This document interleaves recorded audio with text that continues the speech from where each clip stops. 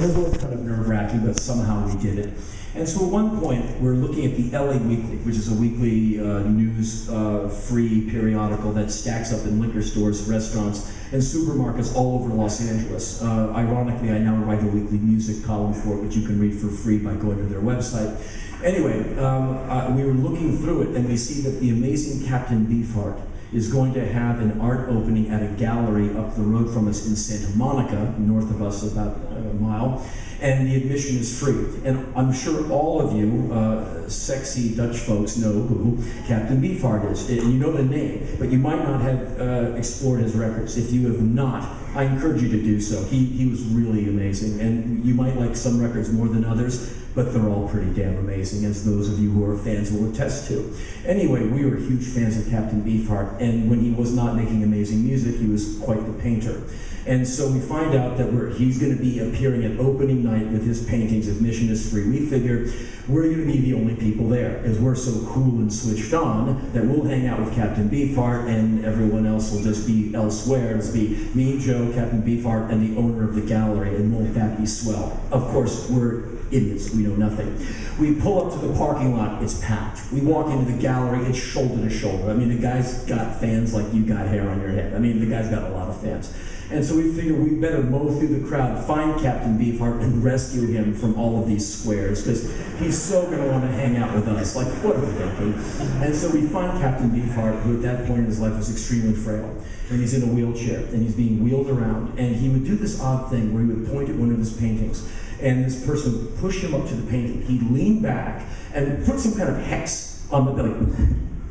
What's he doing? It was fascinating. So we followed him, like his security detail, like behind his wheelchair.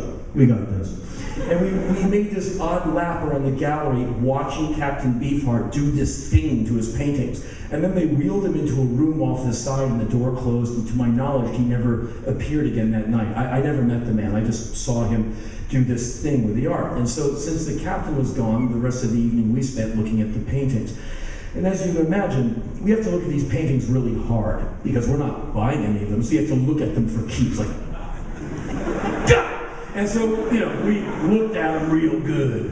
And eventually we had our fill, and we're now standing outside of the gallery. The sun is setting. It's an impossibly beautiful Southern California evening, those of you who have been. There's moments where the air is just perfect. And we're standing there, you can smell the ocean, the sun is right there, it's just fantastic. And so Joe Cole is to my right. To my left is an amazing woman named Deirdre O'Donoghue, who had a radio show on a station called 89.9 KCRW, which is National Public Radio for Southern California. And we became fast friends in 1983. I did an interview for her show, we became pals forever. And between Black Flag tours, I would take the bus, 2 bus trips from where I live to her place in Santa Monica, live on her couch, tape all of her records, because she had every record known to mankind, drink her coffee and eat her food. And she was so nice to me. I was broke, and she had the tunes, the coffee, and everyone thought we were going out and dating, but we weren't, we're just pals. And I would go to KCRW with her huge, ridiculous navy canvas sacks of LPs, like that makes her collarbone bend. And I'd carry them in and I'd watch her do her amazing radio show, and she taught me how to do a radio show. And ironically, years later, I have a radio show at KCRW, and I sit about 3 feet away from where she taught me how to do radio all those years ago. As you can imagine from the way I'm telling you this, she's dead. She passed away years ago. I miss her horribly. Anyway, Deirdre's standing next to me. And standing next to Deirdre is a guy who apparently is a cartoonist who's had some success. His name is Matt Groening, I think that's his name. He has some show called The Simpsons, which apparently is really neat. And so Matt Groening is sitting next to Deirdre O'Donoghue. At his feet is this beautiful little baby daughter who's playing on the ground. And the 4 of us adults are talking about how great Captain Beefheart was. Like, oh, wasn't that cool? And somewhere in the conversation, the amazing legendary actor Dennis Hopper emerges from the gallery and walks by us to the parking lot, probably to his car. Joe Cole looks over and goes, Dennis Hopper. I went, whoa, it is. He says, go for some spoken word, which means act out in public. And I don't wanna, there's a lot of witnesses around, and I'm trying to buy time. I go, what do you mean? And he knows that I know. And he goes, you know, do your asshole thing. And wouldn't it be great if I didn't have one of those? But I so do. And so this is a few years after the amazing David Lynch film Blue Velvet had scorched American art house screens and no doubt played very well here. And we hated that film so much we went back and saw it 3 times in about a week and a half.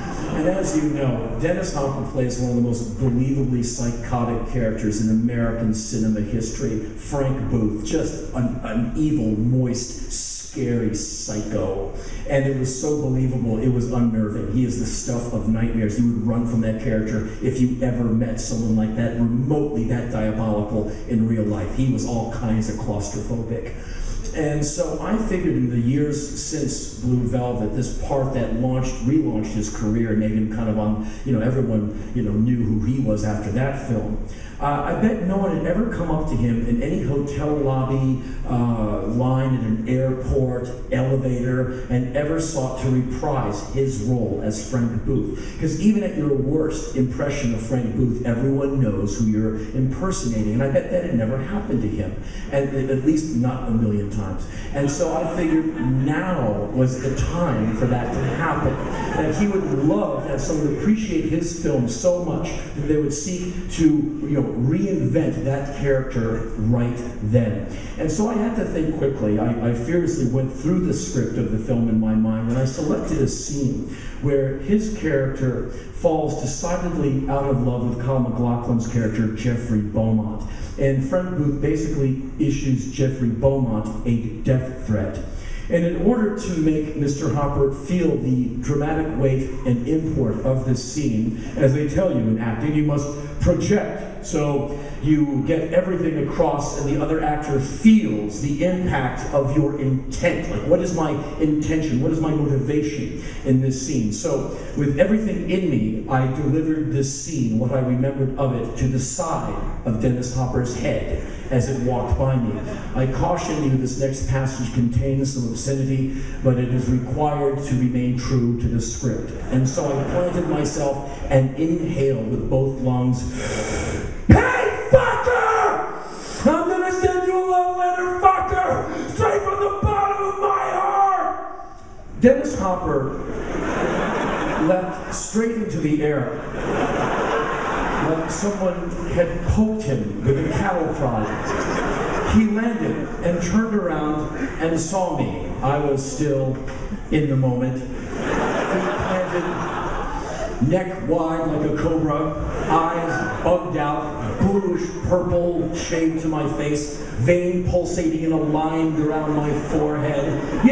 Into it. He let out an audible yell. And ran, broke into a run across the parking lot, jumped into a beautiful black Porsche Turbo, and tore out of the parking lot. The best part of the scene was how Joe Cole handled it. He played it marvelously. He just looked over and went, nice. Like it's all going according to plan. Deirdre O'Donoghue cannot be seen as enjoying what I just did because KCRW needs your donations and membership every 6 months, and a lot of people recognize it. So she's